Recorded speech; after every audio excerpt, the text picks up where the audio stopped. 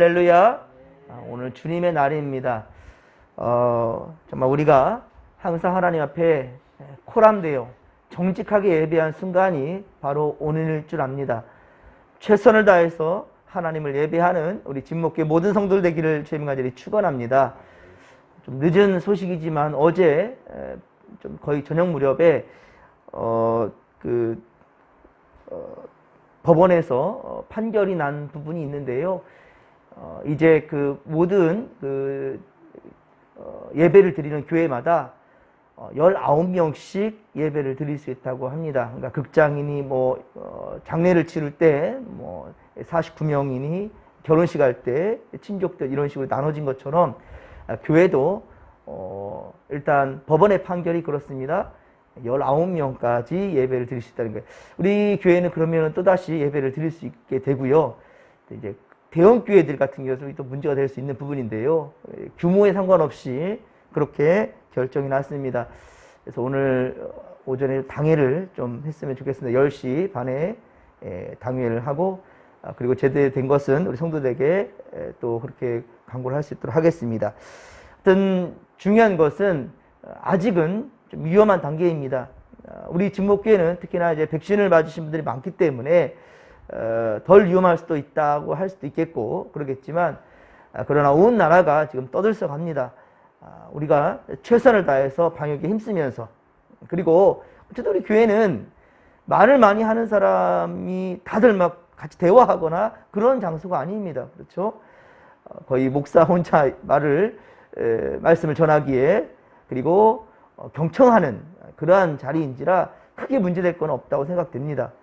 그럼에도 우리가 분명한 것은 어려움에 처한 그런 이들도 기억하고 생각하면서 우리가 함께 가야 되는 것이 특별히 그런데 우리가 앞장서야 되는 것이 모범이 되어야 되는 것이 우리 믿는 자들의 도리이고 삶인 줄 믿습니다. 여러분 최선을 다해서 한마음 한뜻으로 나아갈 수 있기를 간절히 빌고 소망합니다. 오늘 우리가 읽은 성경은 여호수아 21장입니다. 많은 분량이었는데요. 1에서 45절까지 우리가 다 읽었습니다. 시사하는 내용은 그런데 단 한 가지입니다. 오늘 본문에서 깨달을 수 있는 바는 한 가지. 그게 뭐냐면 레위인들이 레위 지파가 받은 분깃인데요. 분깃이라고 말할 수가 없을 정도입니다. 왜 그러냐면 레위 자손들은 분깃이 없습니다. 그런데 오늘 이렇게 분배받은 땅은 무엇인가? 이것은 분배받은 것이 아니라 거주하는 거예요. 그러니까 하나님의 은혜로 거주할 곳이 주어졌다라는 거예요. 다른 지파 분배받은 거하고 좀 다릅니다. 상황이 달라요. 앞서 여호수아 13장 14절, 여호수아 13장 14절과 여호수아 13장 33절, 여호수아 13장 33절 연거푸 계속해서 말씀하고 있는데요. 자, 그것이 뭐냐면 레위 지파는 분깃이 없다. 레위 지파에게는 분깃이 없으며 오직 제사장직을 수행할 뿐이다. 그리고 하나님이 그들의 기업이다. 하나님이 바로 그들의 기업이다 라고 그렇게 강조하여서 말씀하고 있습니다. 그래서 다른 지파들처럼 땅을 기업으로 취하기 위해서 원주민들을 몰아내는 그러한 수고도 하지 않았고요. 다른 지파들은 그 땅에 살고 있던 원주민들을 다 몰아내고 있었지만요. 레위 지파는 오직 하나님께 허락하시니 모든 지파에 두루 퍼져서 살았단 거예요. 한 곳에 뭉쳐 모여 살지 아니하고요. 모든 지파에 다 흩어져 살았다는 거예요. 그렇습니다. 레위 지파는 세상적인 분깃도 없고 그리고 제사장 가문으로 전쟁에 나아가 싸워야 할 군인도 될 수가 없었습니다. 그래서 민수기 1장의 지파별로 사람 수를 세는 계수할 때에도 바로 레위 지파는 그렇게 제외되었습니다. 레위 지파의 수는 얼마가 되는지 모른다는 말이에요. 계수하지 않았어요. 그러니까 세상의 것들을 욕심낸다거나 더 가질 수도 없는 그러한 사람들이라는 것이죠. 그 욕심을 부려서도 안 된다는 것. 이게 바로 레위 지파의 인생이었습니다. 바로 이 시대 우리 믿는 자들 우리들에게도 하나님은 분명한 것은 이 레위 지파와 같다라는 거예요. 세상에 욕심내지 마시고 언제나 하나님 주신 것에 자족할 줄 알며 감사할 줄 아는 믿음의 거석들 되기를 주님의 간절히 축원합니다. 그렇기 때문에 다른 지파들은 분배받은 땅 혹은 취한 기업이라는 표현을 쓰고 있는데 오늘 본문에서는 그렇게 말하지 않습니다. 오늘 2절에 보듯이 레위 지파들은 자신들이 거주할 성읍일 뿐이라는 거예요. 거주할 성읍이라는 것이죠. 자신들의 소유로 취할 그러한 성읍은 아니었던 것이지요. 그리고도 그들의 거할 곳은 어떻습니까? 41절에 보십시오. 그들이 거할 곳이 얼마나 됩니까? 무려 48성읍이나 됩니다. 오늘 보면 41절입니다. 예, 무려 48성읍이나 그들에게 거할 곳으로 주어졌다는 말이에요. 하지만 오늘 성경 본문 어디에서도 이 레위인들이 거하는데 불평하거나 혹은 우리 나 그 사람도 못 받겠다고, 나 그 사람도 싫다고, 못 받겠다, 안 받겠다라고 거절한 것은 단 한 곳도 없어요. 그리고 레위인들 역시 나 이렇게 이게 얹혀 사는 거 싫다, 우리 땅을 달라, 이렇게 말하는 사람이 또 없습니다.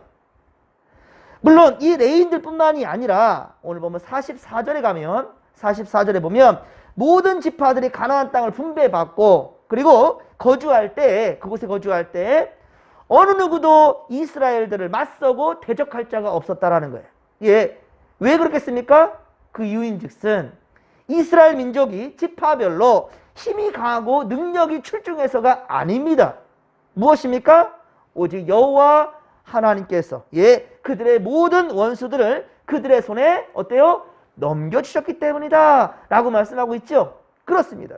그리고 이미 아브라함 때부터 약속받은 땅이었어요. 이 가나안 땅은 바로 거기 지금 살고 있는 사람들이 땅이 아니라 바로 이스라엘 백성들에게 약속하신 바로 이스라엘 민족의 땅이었다는 것이죠. 그곳에 터를 잡고 살던 사람들은 본래 그러니까 가나안의 주인이 아니었던 것이죠. 오늘 보면 45절입니다. 우리 45절을 우리 마지막 절 45절을 같이 한번 읽겠습니다. 여호와께서 이스라엘 족속에게 말씀하신 선한 말씀이 하나도 남음없이 응하였더라. 아멘. 예, 그렇습니다. 하나도 남음없이 다 응하게 되었더라 라고 말씀하고 있어요. 그렇습니다. 이스라엘의 가나안 정복은 바로 하나님의 계획하심이었다는 거예요. 하나님의 허락이 없으면 이루지 못했다라는 것이지요.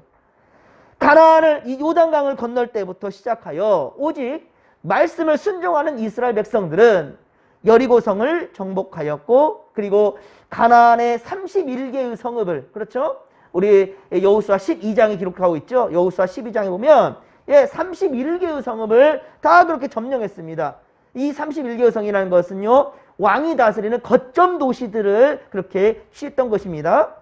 그렇습니다. 이 그리고 지파별로 가나안의 모든 지역을 이제 마지막으로 전부 다 분배받게 된 것, 이 모든 것들은 하나님의 계획하심이라는 것이죠. 그리고 오늘 레위인들이 거한 곳 중에 보면 다 어디 있습니까? 이 도피성은 다 레위인들이 살게 되는 땅이 되었습니다. 11절에 남쪽에 유다의 산지인 기럇-아르바, 서쪽에는 기럇-아르바, 이 남쪽에, 그러니까 요단 서편의 제일 밑에 쪽에는요 기럇-아르바, 바로 유다 땅이죠. 곧 헤브론 땅, 헤브론, 이 바로 도피성이지 않습니까? 그리고 21절에 오늘 보면 21절에 보면 에브라임 지파의 땅인 세겜, 이 세겜에 거주했다. 이것 또한 역시 바로 도피성입니다. 32절에 보면 북쪽, 서쪽에, 요단 서쪽의 북쪽이에요. 이 북쪽에는요 납달리 땅의 갈릴리 게데스, 이것 또한 역시 도피성이고요. 모두 요단 서쪽 가나안의 도피성인 겁니다. 또한 요단 동편에도 바로 이스라엘 민족들이 세 지파가 살았죠. 거기 보면 27절에 보면 북쪽 므낫세 지파, 제일 북쪽에 므낫세 지파, 이 므낫세 반지파죠. 이 반지파가 차지한 이 땅인 바산 골란이며 또한 남쪽에 루벤 지파의 베셀, 그리고 중부 지역 있죠. 중부 지역 갓지파의 땅 길르앗 라못, 이렇게 전부 다 부지 중에 살인한 자가 피할 바로 도피성, 이 도피성들마다 전부 다 바로 레위인들이 거주할 땅이 되었던 것이죠. 예, 그렇습니다. 각 지역의 도피성에 바로 레위인들을 흩어져 살게 하신 것이죠. 제사장 직분을 감당하면서, 그렇죠? 레위인들은 제사장 직분이기 때문에, 예, 도피성은 그 당시 대제사장이, 예, 죽을 때까지 바로, 예, 그 도피한 사람들은 그곳에 머무를 수가 있었죠. 그리고 대제사장이 죽으면 자기가 살던 곳으로 갈 수 있었더라. 그렇죠? 맞습니다. 그러니까 제사장 직분을 감당하면서 억울한 자들을 보살피라고, 그리고 그곳마다 바로 하나님을 섬기는 하나님을 믿는 이 이스라엘 백성들, 그들의 삶이 오직 하나님께 포커스를 맞출 수 있도록 그렇게 지도하고 인도하라고 레위인들을 각 지파별로 전부 다 그렇게 나뉜 거예요. 영적인 지도자로 삼은 것이지요. 사랑하는 성도 여러분, 세상에는요 많은 그리스도인들이 있습니다. 그렇죠? 지금은 복음이 들어가지 아니한 곳이 없어요. 예. 특히 우리나라에는요 이 좁은 땅덩어리에 얼마나 많은 교회가 있는지 몰라요. 예.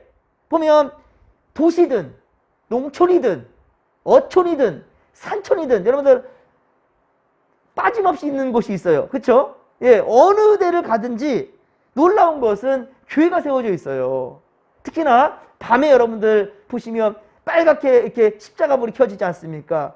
어느 시골 동네든지 교회가 세워지는 거 보면 너무 놀랍습니다. 예. 기독교 국가도 아닌데 우리나라는, 그렇죠? 기독교 국가도 아닌데 우리나라에는 수많은 교단과 또 교회들이 그렇게 곳곳마다 세워져 있어요. 놀랍지 않습니까? 여러분들 내비게이션을 치면요, 내비게이션에 진목교회 한번 쳐보십시오. 내비게이션에 진목교회를 치면, 예, 경기도에는요 진목교회가 딱 두 곳이 나와요. 두 곳이.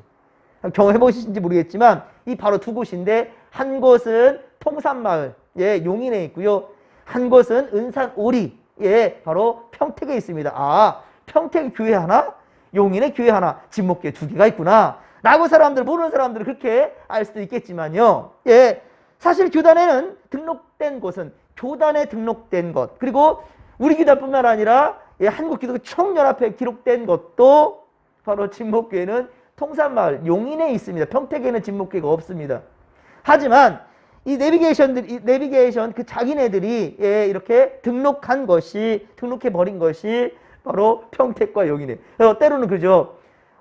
교회에 진목교회 치고 오라 했더니만, 예, 그 평택 여기 사택으로 왔단 말이에요. 근데 거기 아니라고, 용인으로 오라고. 언제 또 용인까지 갔는데, 엎어지면 코다 할 때예요. 제가 이렇게 얘기를 하는데요. 그렇습니다. 우리 진목교회는 작지만, 이거 참 하나님의 은혜인 거, 하나님의 목적이 분명히 있는 것 같아요. 우리 교회는 작지만, 예, 바로 제1교회, 제2교회로 나눠져 있다는 거예요. 그러면서 어떻습니까? 더 많은 생명들을 감당하라고, 할렐루야, 더 많은 생명들을 감당하라고 하나님 주신 사명이 아니겠습니까? 그렇습니다.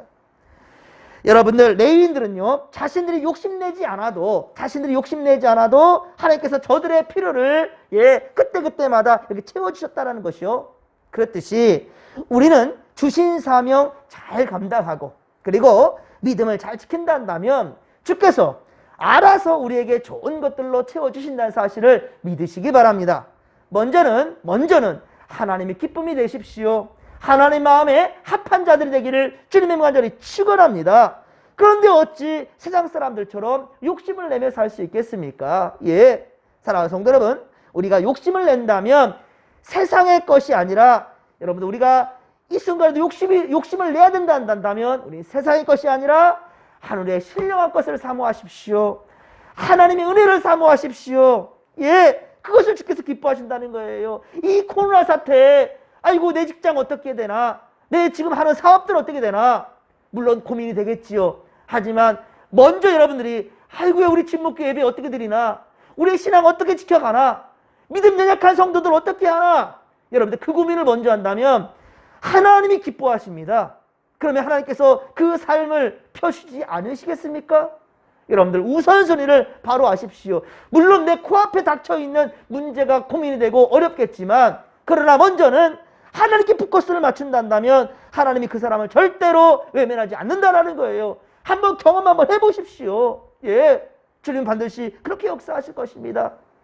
여러분, 우리 진목교회, 모이는 교회 진목교회, 흩어지는 교회 진목교회, 여러분들 흩어져서 삶 가운데 이렇게 레위 지파들처럼 각 지파별로 다 흩어져 살고 있지요. 맞습니다.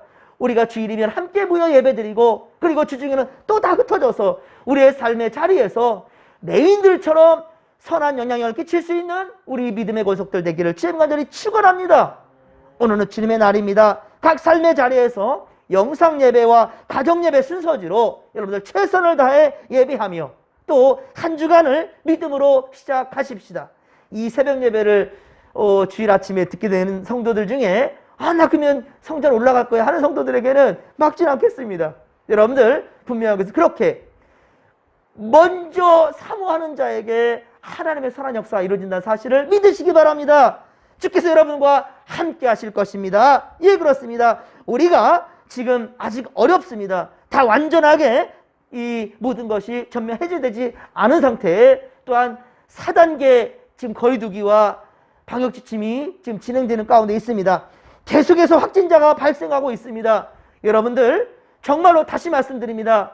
하나님께 나아가야 될 믿음의 성도들이 정말 자칫 알곡이 아니라 쭉정이 될까봐 고민하며 정말 여러분들이 애타는 마음이란다면 주님께서 여러분의 마음을 받으실 것입니다.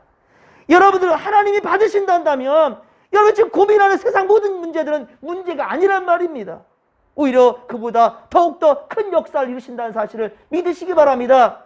욥이 고난을 당했지만 그가 불평하지 아니하고 하나님의 때를 믿고 기다렸더니만 갑절의 축복이 이루어진 것이 바로 욥의 인내는 갑절의 축복이라. 할렐루야. 이 은혜를 우리가 경험할 수 있기를 제가 축원합니다.